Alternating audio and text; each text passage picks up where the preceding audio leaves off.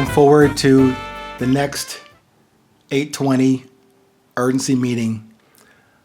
Again, this is the third initial installment of the mini-series in the 820 episodes called The Meaning of Love, which was inspired by my son, Karan Evan Ahmad, and my brother, Larry.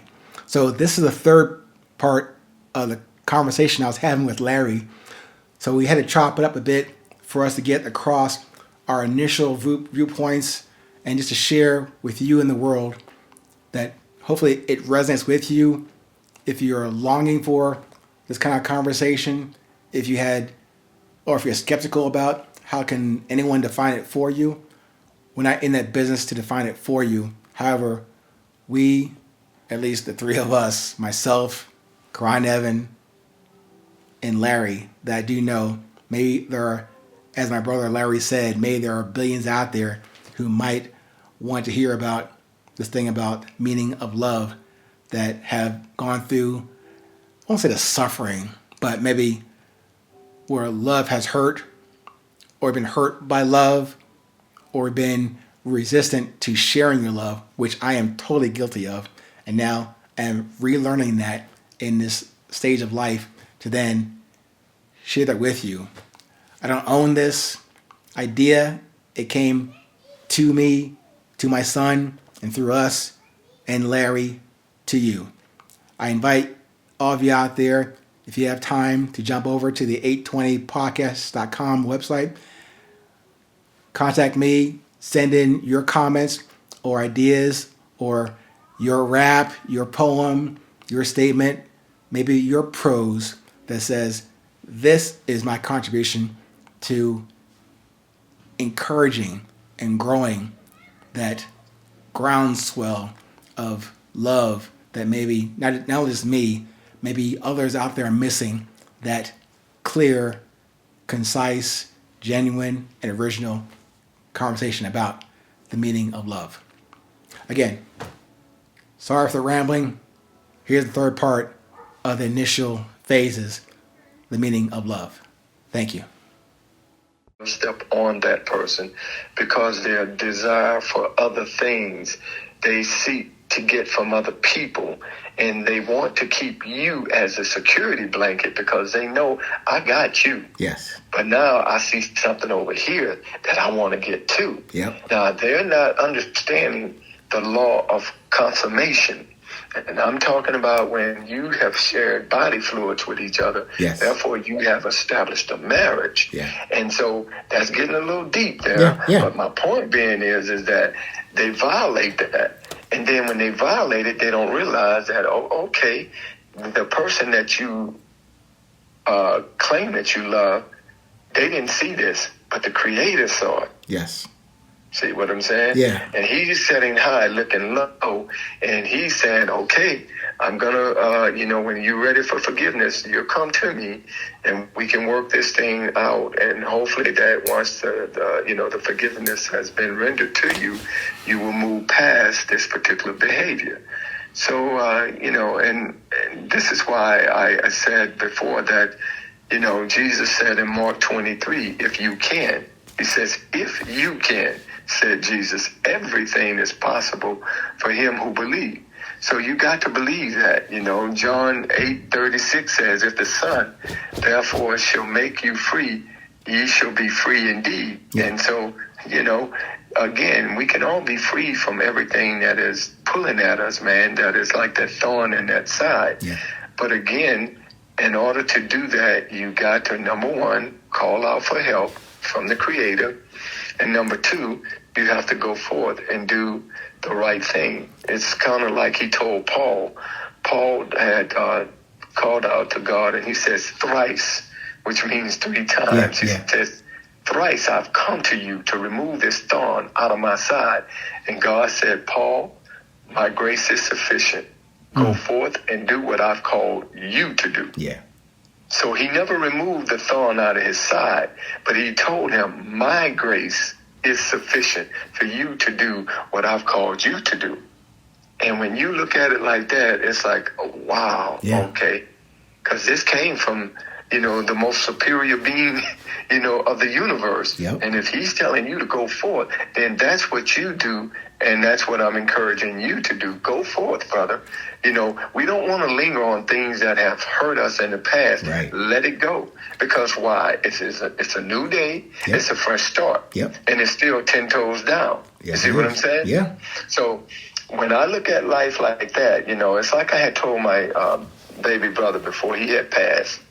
I had raised a question, the last month into him being in the hospital. I said, do you want to live? And he said, yes, I do.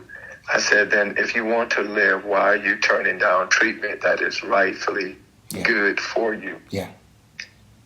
And he's like, well, man, I'm depressed. I said, you can't be depressed, man, because everybody who loves you have been here supporting you. Yes. It's that you have been set in your own way of doing things and manipulating everybody, to include me. I said, now, I had brought him a meal from Popeye's Chicken. I said, I pray and hope that this is not your last meal that you would get from me while you're alive. And unbeknownst to me, it was.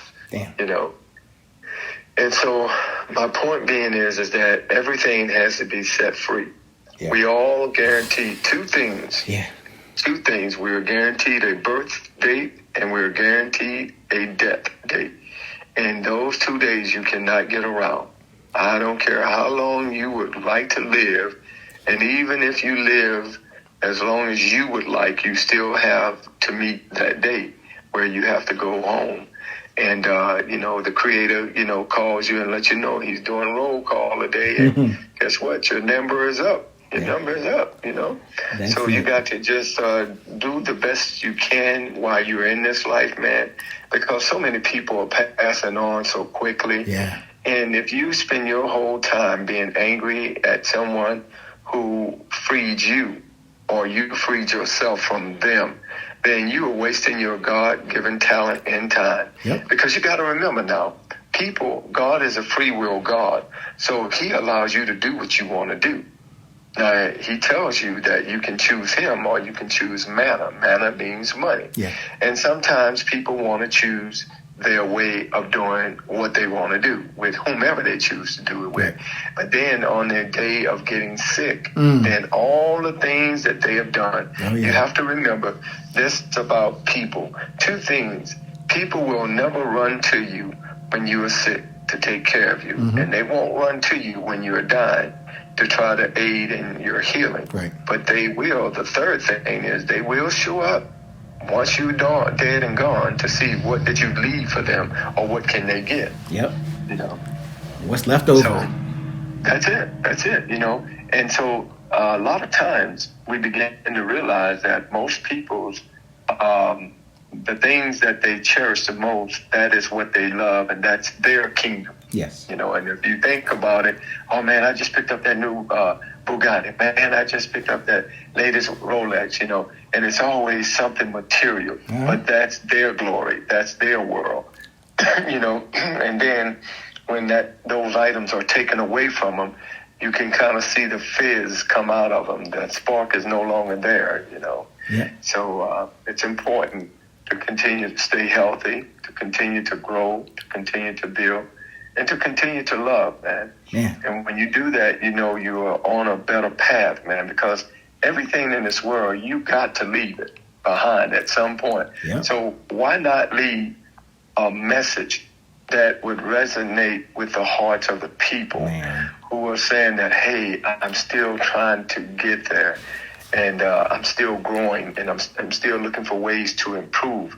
Because, again, we have all been impregnated with a vision to do something to generate and create, the glory of God, to create the glory, to give to God, to say that, okay, here's what I've done, and here's what I'm working on. And this is why he says to us that if we would bring it to him, first, then, he would bless it. And the best way I can put that is that it's in Proverbs 16, verse 3. It says, commit your works unto the Lord, and your thoughts will be established. Yes. Isn't that deep? It is. Because what you're saying is that, okay, if I commit it to God, and if he blesses it, guess what? It's going to continue to grow. Yep. It's going to continue to go on and on.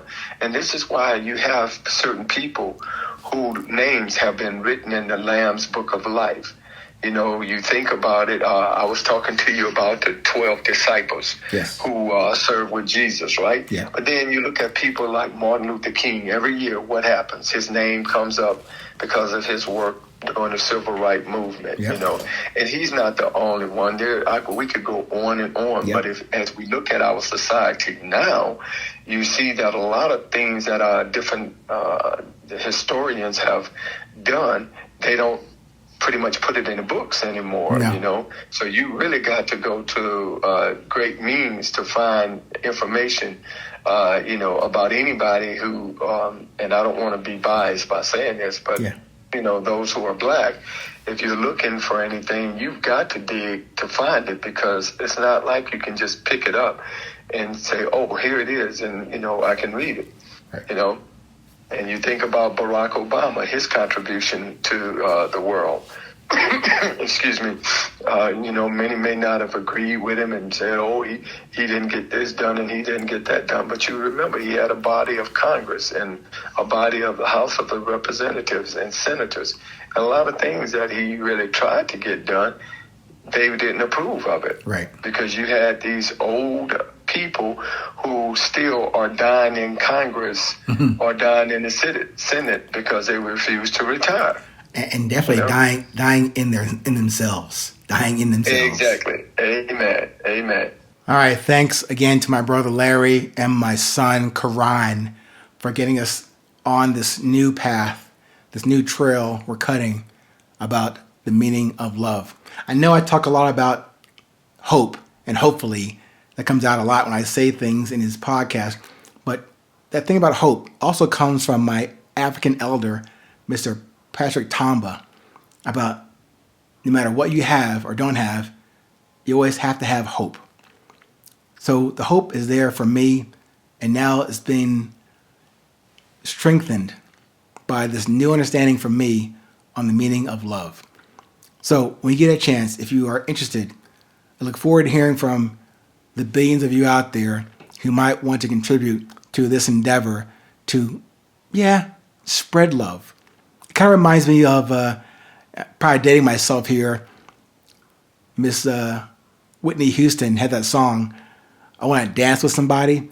Maybe should be rewritten and reworked as, I want to love with somebody, but maybe even better, I want to dance with everybody, I want to love everybody. That to me, and for me, is a new level of me trying to understand what love is, how to not just say it, but to mean it and act that way. So again, it's not a preaching platform. I'm sharing with you my journey. If your journey is on that same sea, that same wide ocean, let's talk about it. If you get a chance, hop over to the 820podcast.com website. Let's connect there.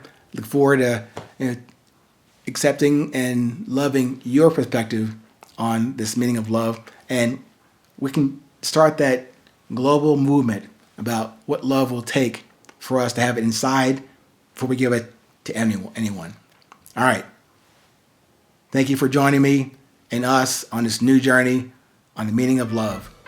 No matter what time it is where you are, stay present, stay current. It is always 820.